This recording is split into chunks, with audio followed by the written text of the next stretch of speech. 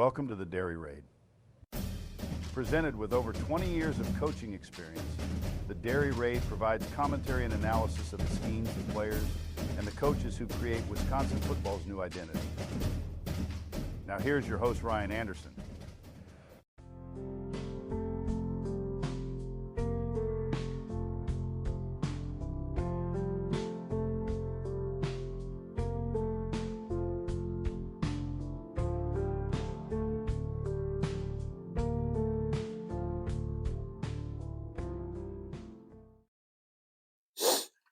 Hey everyone, welcome back to the Dairy Raid on a crisp Monday morning.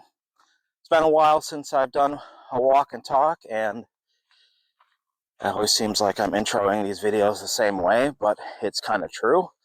But after the quote-unquote disaster that was Alabama, I figure we're due for one of these. And, I try to build the Dairy Raid on scheme, on X's and O's, on personnel, factual things that you can see on the film. And it's not my opinion, I'm just telling you like it is, like you see on the film. I leave the punditry to the people who are more eloquent speakers than me and have more opinions than me. But the Alabama game and the discourse that has come out after the Alabama game has led me to have some thoughts and opinions that I think need to get out there. And so that's what we're going to do. Got some grievances, some things that are grinding my gears about the coaches, the players, and the fans a little bit. So I'm going to kind of go stream of consciousness here and discuss those points. All right, so let's just start right away with the elephant in the room, Phil Longo and the offense. I was leading the charge of the excitement of the air raid offense coming to Wisconsin because I've seen it work everywhere else in the world. But for some reason,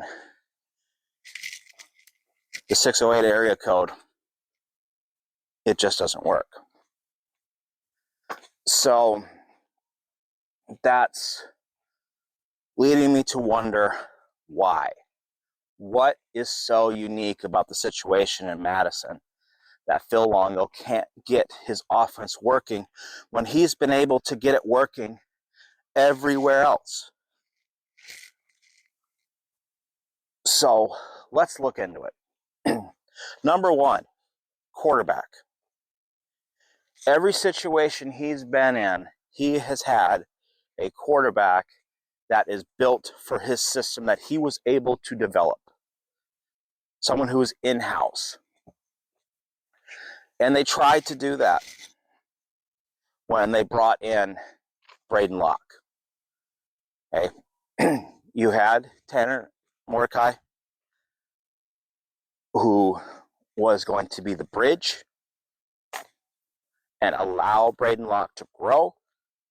Again, Mike Leach recruited Braden Locke. He was a four-star kid. He is on paper, one of the most talented quarterbacks Wisconsin has ever recruited. That's just fact. But we found out last fall when he was thrust into the starting role that while he was a fine quarterback, he was not a starting quarterback. And you heard all of the coach speech that whenever a coach spends most of his time, when you talk about a player, he doesn't talk anything about his physical skills. He talks about his intangibles. Kind of like what you hear when people won't say a white wide receiver is fast. There's always like, oh, coach's son, smart guy, gym rat, all that kind of thing. It's kind of the approach that we heard about Braden Locke. First in the door, last out the door, knows the playbook inside and out, all those kind of things. So going into this offseason, we had to get another transfer. It was necessary because Braden Locke was not ready to start in the Big Ten this season. And they did. And I don't care what anybody says, I thought Tyler Van Dyke was solid. Wasn't great, but he did what was necessary in the offense, and I really felt like he was going to be able to grow this season and improve because he was already steps ahead in a lot of areas compared to Tanner Mordecai. We didn't get it. So now we have Braden Locke. He is going to be the starter. The thing that I'm frustrated about with Phil Longo is there's two things. One, I don't think he truly is playing or coaching the offense the way that he wants to. I think they're way more conservative than he wants to be. I think they're running the ball way more than he wants to be. And I think it comes down to last year he got scolded for being too reckless. And then when players were injured and his guys weren't succeeding, instead of pushing them to succeed, it was do what you can with the guys you got. That's how we got very conservative last year. And we're even more conservative now. And what Phil Longo needs to do is he either needs to say, shut up, this is my offense. I'm going to run it how I want. And if we're still running the ball 45 times a game, and if we're still not attempting to scheme up anything that's going to take longer shots, then Phil Longo's got to go. Because what he wants to do does not mesh, not with Wisconsin football, and not with the players that Wisconsin can recruit, but with Luke Fickell. What Luke Fickell's vision for the offensive component of his team is not meshing with what Phil Longo wants to do. And that is obvious. So that's why you really see this year, you could see the defensive coaches' fingerprints on the offense. And if Phil agrees with that, then he's got to go. If he truly thinks that being overly conservative and banging against the wall 40 times a game is what's best for the offense, then he's got to go. We're going to get into the problems that's going to cause later, but that's what's going to have to happen.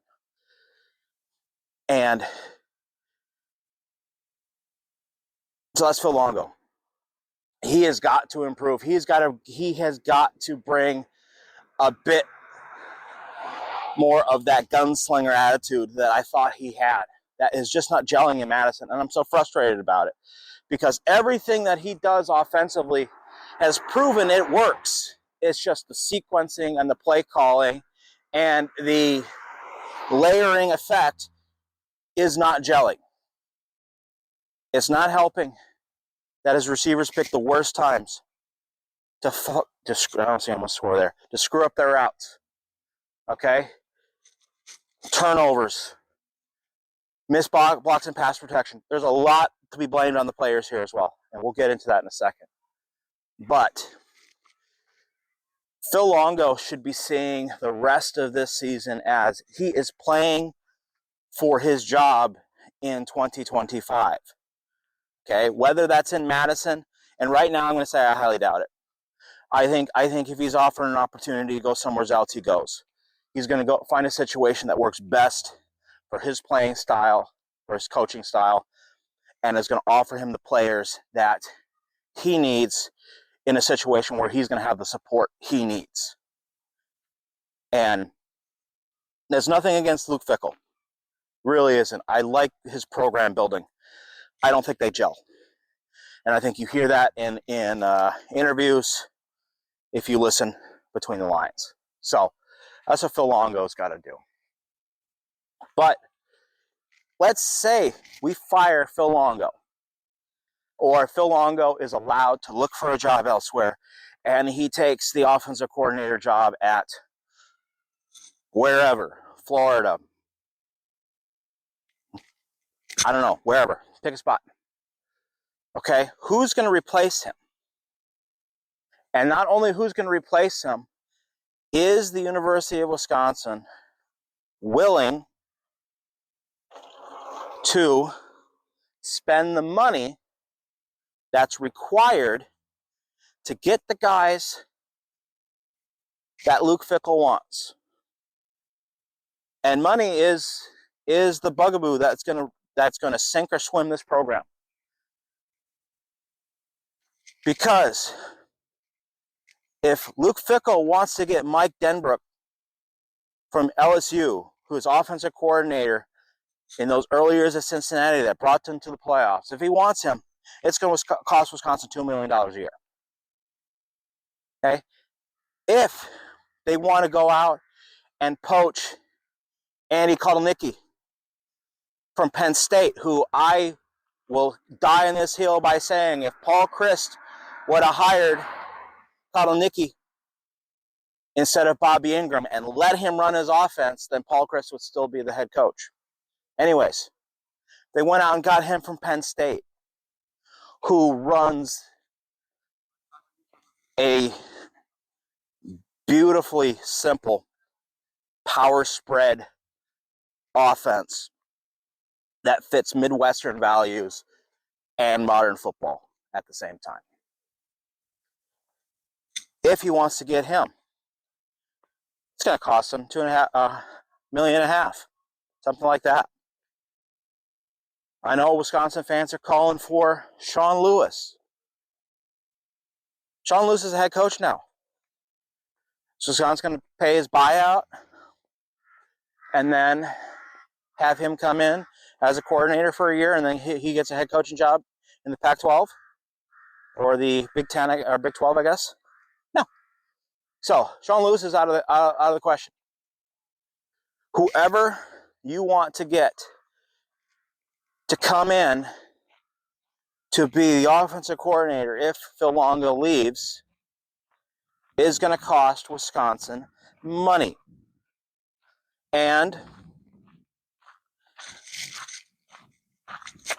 Chris McIntosh has got to stop listening to his mentor and get whoever is approving contracts for him, approving the money for the contracts anyways, to give him the money he needs to build the program that Luke Fickell wants. So if we go out and try to cheap it out, try to get a position coach to come in, Gino Gaduli, it's not going to end well. We need an established, if it's not going to be Phil Longo, and if we're not going to give Phil Longo the pieces he needs to make the offense better, then it needs to be an established offensive coordinator. Go back this way. Offensive coordinator who has proven results, not a let's wait and see. So it's going to cost money. It's going to cost close to $2 million to replace Phil Longo. Regardless, let's say Chris McIntosh goes crazy and fires Luke Fickell. It's going to cost $2 million to get an offensive coordinator who's going to improve the offense. And that's where Wisconsin football and the Wisconsin athletic department has got to start making the decision. Is the University of Wisconsin here to play school, or are they here to play football? In the new era of college football, that's going to be the choice they have to make. Because we can't grow rich and grow fat on playing the crap teams from the Big Ten West anymore. If they want to do that, then I think they need to follow the advice of my guy Ryan from All Badgers and go join the Pac-12. They could beat the crap out of those schools. They're about the same as what the old Big Ten West was anyways. And so if Wisconsin wants to be a power conference football team that has power conference ambitions, they need to spend like one. That includes coaches, and that leads into part 2 of what I want to talk about today, and that includes players. What do I mean by that? Well, in the era of NIL, again, shouting out somebody else on another show. Listen to my friend Ryan on Locked On Badgers. When he has Brian Smith on, what does he always say of the positions that you need to recruit to win in big times football? Wide receivers and defensive line. And in the day and era of NIL, those big time players, both coming out of high school and in the transfer portal at those positions, know their value. So, why didn't Wisconsin get any of the big time wide receiver transfer candidates, even though they talked to all of them? It's because everybody else was willing to pay more. Simple. Why didn't we get any of the big time defensive line candidates, and we had to settle on Brandon Lane and Elijah Hills? Because all the big names, most of them were 5-techs, but anyways, Wisconsin is offering them a chance to play college football for college football money, while the Miamis and the Texas A&Ms and the Florida States and all those schools are offering them a chance to play NFL prep at NFL prep money. And I know I'm saying this, everyone's thinking, well, that's not what Wisconsin football is about. We're about education and the value of a Wisconsin education and the development, yada, yada, yada, yada. Yeah, I hear you. But that's not college football anymore. It's not. I mean, it really hasn't been for years, and Wisconsin has gotten away with it, and they did a very good job of getting away with it. But now that all the stuff that, again, your big-time blue-chip programs used to do back in the day with McDonald's bags in parking lots is now legal and out in the open, the Badgers have got to play catch-up. And that's where it's going to be. So if we need to improve those two positions, you need to spend like the rest of the conference now, because it's no longer going to be the case where we're going to be playing against 5 or 6 Northwestern Indiana, Purdue, Illinois bad teams every year. We might play against a couple of those, against them, but then we're going to play Oregon and Washington, USC, Ohio State, Penn State, Michigan, and Iowa. So that's part of it. If Wisconsin wants to be a big-time program, and if you as fans want Wisconsin to be a big-time program, then the Badgers need to act like one and spend like one. And we can't say that Wisconsin doesn't have the money, because Wisconsin is a very profitable athletic program. And improvements in not only the NIL department, but facilities are going to be the way forward. All that flashy crap is what the players care about. So we have to get the program moving in that direction. Speaking of players, let's get back in a little bit of the on-the-field stuff here and air some grievances here about player usage, player management, and there's a guy mowing his lawn down here, so we're going to go this way. Okay, and I got two things with that I want to go through. Okay, number one, Ches Malusi, I love you. Your dedication to the program and your dedication to returning from injury is notable. He's got to go to the bench and become a situational player. Cade Yakimelli should be the starting running back. He should be the 1A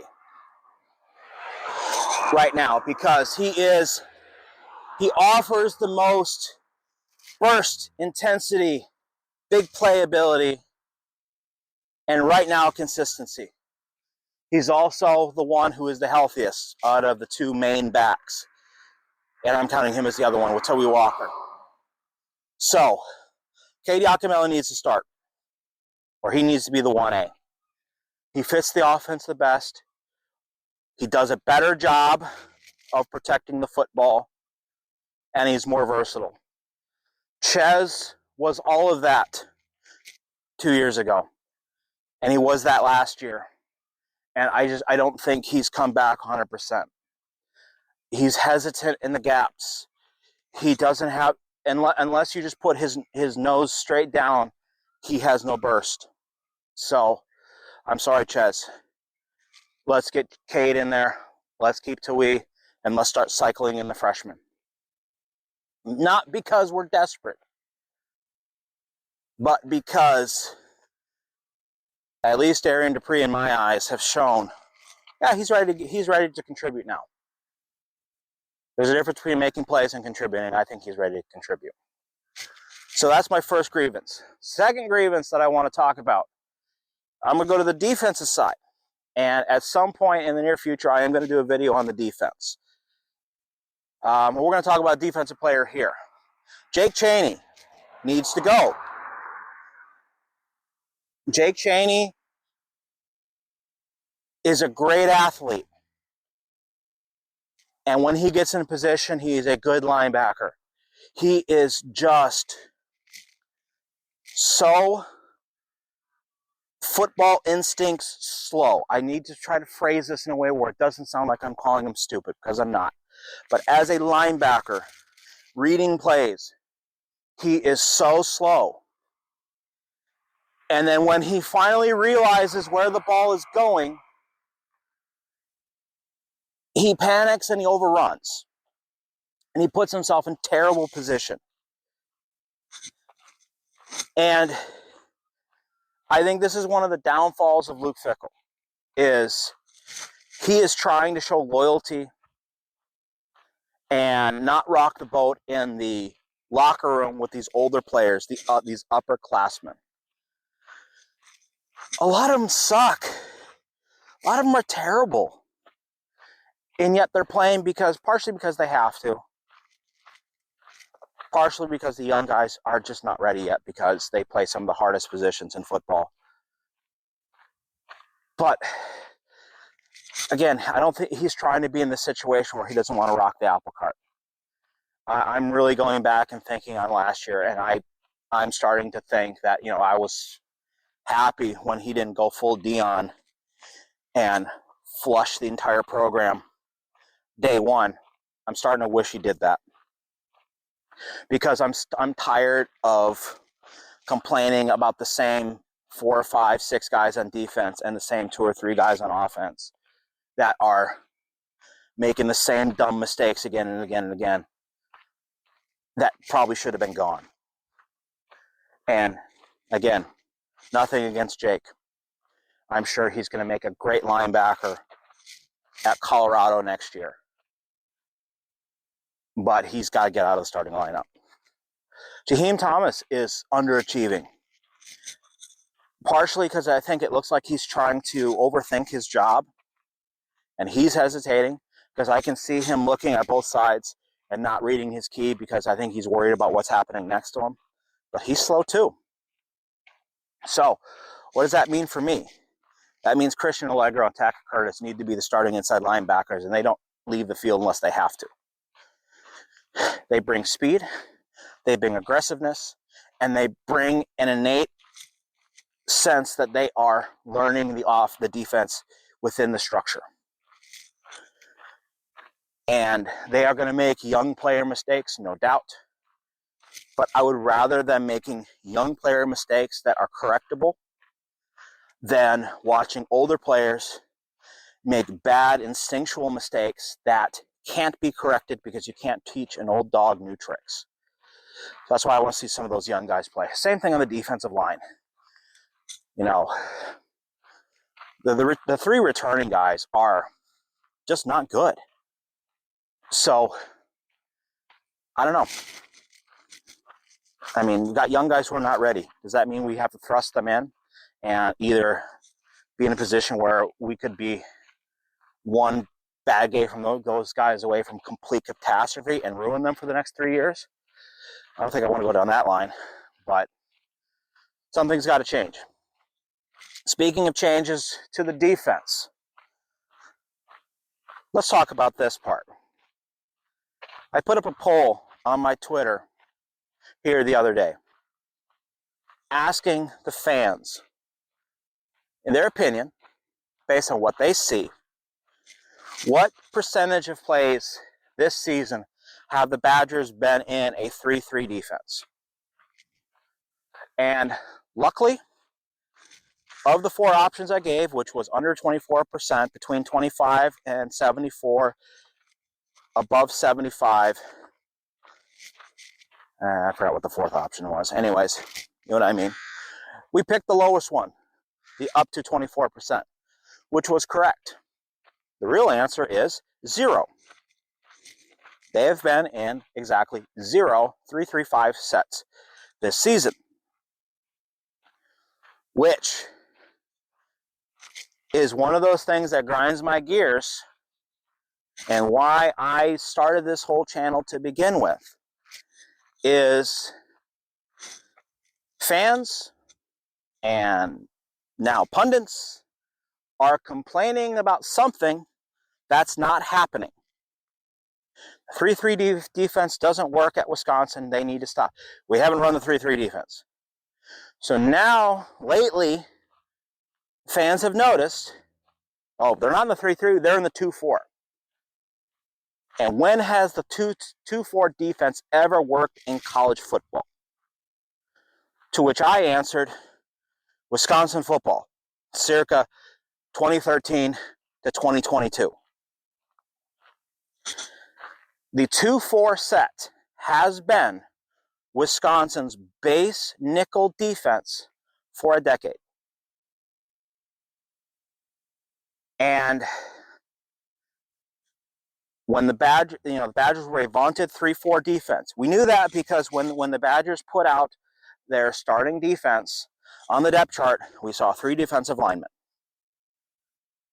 The percentage that they were actually in that set was very low. Why? Because the majority of the teams that we played against, even back then, were spread or spread adjacent teams, running 11 personnel, etc.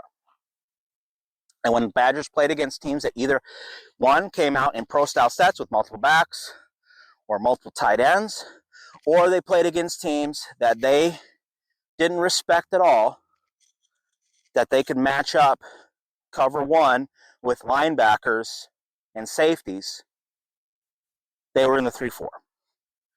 But as the years went on, the Badgers were less and less in the 3-4 and more in the 2-4.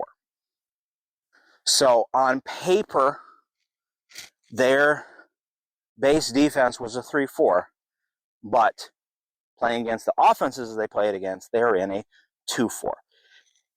I find it interesting, though. I went back, and then this is going to be another video that I want to do. Looking back at the 2015 game against Alabama, I saw 3-3-5 sets in there because back then That's what our defensive coordinator had as one of his nickel sets. He changed it to the 2-4 when he came to Wisconsin because it fit the players better.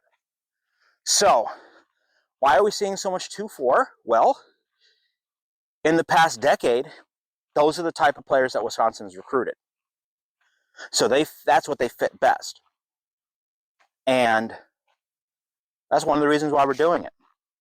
2, we don't have the defensive linemen capable of running a 3-man front consistently.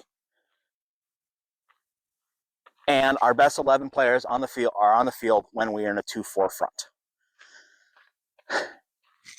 Simple. So, I know as Badger fans, we don't like change. But there comes a time when we need to stop complaining about changes that didn't happen. Hell, a lot of the plays we're running offensively this year, we've run for years, even in shotgun. Okay, hell, look at the 2021 Big Ten Championship, 2020 Big Ten Championship game against Ohio State. Look at all the shotgun outside zones we ran in that game and how good we did with them until we stopped doing it. Anyways, so we need to stop complaining about things that aren't problems. Problems we should be talking about is the reason why the defense isn't working is because defensive players suck. And they're not performing. And instead of complaining, oh, why didn't we do this? Look at what we did do. And again, I'll point out an example that I found on the weekend where it was the touchdown that Jalen Milrose ran and complaining about the defensive structure. Like, why are we set up this way? Why is why is John Pius shooting inside? And why is Preston Zachman the force guy? And I get it. That looks frustrating. When you look at the defensive structure, it's how 95% of defensive coaches are going to read it. I think Pius was either on a slant, and if he wasn't on him, and that's why he was aggressive. But if he wasn't on a slant, he's reading the tackle, he's in the B gap. Zachman is supposed to be the force. He's supposed to keep everything inside, which he did. And the linebackers are supposed to fill. And they didn't. Because Pius went downhill in the gap like he's supposed to, and Jake Chaney slowly read it and wasn't there coming across the field. And that's not to say that the point that was brought up was wrong. On the outside, it looks wrong. But if you rotate the defensive structure, you make yourself vulnerable in other areas. And if they would have beat us on a speed option to the 3 receiver side, or ran a bubble screen, or an RPO because our linebackers were out of place, we'd be making the same complaints because we want to complain about anything that's different. And that's what we're going to do. So that's my grievance with the fans a little bit. It's been tough for me this week, or this season so far, really, trying to be a fan of Wisconsin football, but also try to me, coaching football has ruined my ability to be a fan of football. And it's why a lot of times I seem to be too optimistic, and I always seem to have an answer that goes beyond Phil Longo sucks, and Mike Tressel sucks, and Luke Fickell sucks. When I have a football explanation of how things can get better and how things went wrong, it's because that's how I see the game. I wish I can just sit back and say, yeah, the Badgers suck. Fire everybody. I didn't like Paul Chryst towards the end for the longest time because I thought his scheme was terrible. And I thought his decision-making was terrible. But it came a lot down. He's not giving his players much to work with. So when change happened, I was excited that change was happening. But now as I watch it, I see the growing pains and all of the things that fans hate to hear, because fans want immediate success. And I totally get that. I understand. But it's not the real world a lot of the time. It could be if it was the right situation, which I don't think it was. Maybe Luke Fickell isn't the guy to lead Wisconsin into the playoff era of college football, the NIL era. However, it was a change that needed to happen. And the next guy coming in needs to be prepared to be in that landscape. He also needs to be prepared to be in a landscape that if he is anything but a Wisconsin alum, that everything he's going to do is going to be wrong. And he's got to accept that, because Wisconsin fans are passionate and they know what they like. And what they like is the answer to every problem. Just how fans should be. I'm not dogging it. From a football standpoint, it's dead wrong.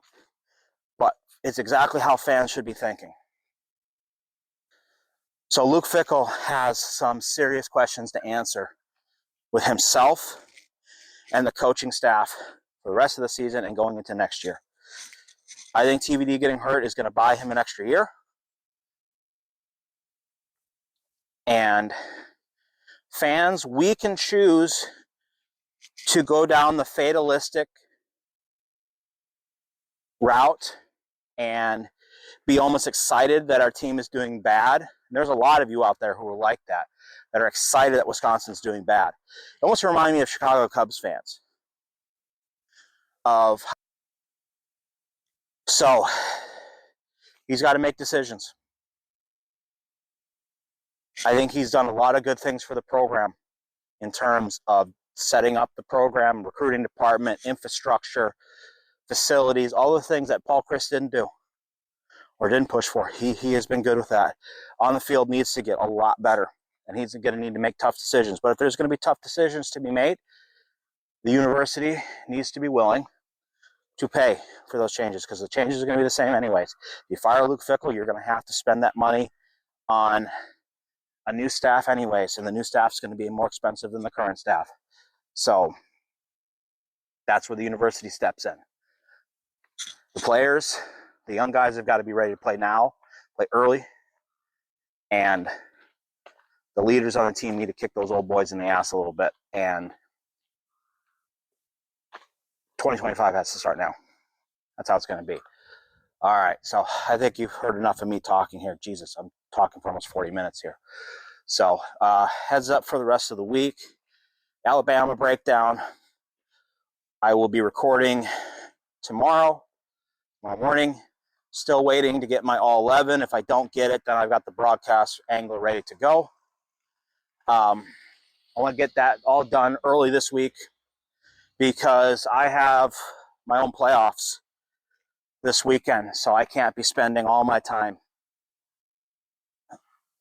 doing the dairy raid. I've got to actually do my day job, which I'm getting paid the big bucks, such big bucks that I spent half my monthly salary buying a lav mic. Shows you that. Anyways, we'll get that out next week, it being a bye week. I have a couple irons in the fire, but a lot of it's going to have to do with whether my season's extended after this weekend. So we'll have to see about that. Until then, breakdowns hopefully this week, Tuesday, Wednesday, Thursday, Friday. If I can get some good film, I'll get my Good, the Bad, and the Ugly done, probably for release on Tuesday morning, and we'll go from there. All right, so that's me talking for almost 40 minutes. If you hung out this far, thank you very much. I don't do this for my health.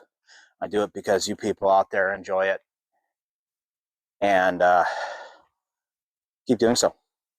All right, so that's it for this Morning Constitutional. We'll see you next time. Thank you for listening to the Dairy Raid. Be sure to subscribe to the YouTube channel for more content and analysis. If the written word is more your thing, you can find Coach Anderson's work on Substack or follow the Dairy Raid on Twitter.